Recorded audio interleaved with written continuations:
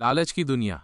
एक दिन गांव की एक बहू सफाई कर रही थी, मुंह में सुपारी थी, पीक आया तो उसने गलती से यज्ञवेदी में थूक दिया। उसे आश्चर्य तब हुआ जब उसका थूक स्वर्ण में बदल गया। अब तो वो प्रतिदिन जानबूझकर वेदी में थूकने लगी और उसके पास धीरे धीरे स्वर्ण बढ़ने लगा। महिलाओं में बात तेजी से फैलती है, इसलिए कई और महिलाएं भी अपने अपने घर में बनी यज्ञवेदी में थूक थूक कर सोना उत्पादन करने लगीं। धीरे धीरे पूरे गांव में ये सामान्य चलन हो गया। सिवाय एक महिला के, उस महिला को भी अनेक दूसरी महिलाओं ने उकसाया, समझाया। अरे, तू क्यों नहीं थूकती?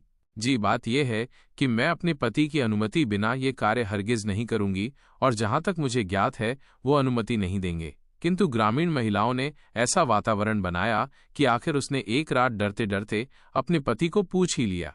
खबरदार, जो ऐसा किया तो यज्ञवेदी क्या थूकने की चीज है।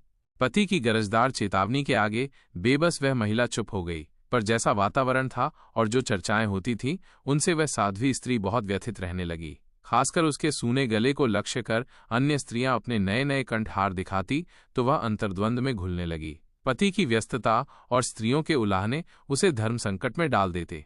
ये शायद मेरा दुर्भाग्य है अथवा कोई पूर्व जन्म का पाप कि एक सती स्त्री होते हुए भी मुझे एक रत्ती सोने के लिए भी तरसना पड़ रहा है। शायद ये मेरे पति का कोई गलत निर्णय है। ओह, इस धर्माचरण ने मुझे दिया ही क्या है?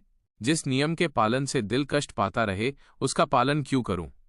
और हुआ ये कि वो बीमार रहने लगी। पतिदेव इस रोग को ताड़ गए और उन्होंने एक दिन ब्रह्म मुहूर्त में ही सपरिवार ग्राम त्यागने का निश्चय किया।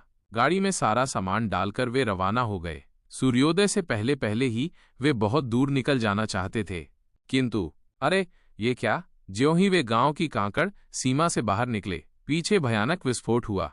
पूरा गांव धू धू कर जल रहा था। सज्जन दंपति अवाक रह गए। अब उस स्त्री को अपने पति का महत्व समझ आ गया। वास्तव में इतने दिन गांव बचा रहा तो केवल इस कारण कि उसका परिवार गांव की परिधि में था। शिक्षा, धर्मांचरण करते रहें।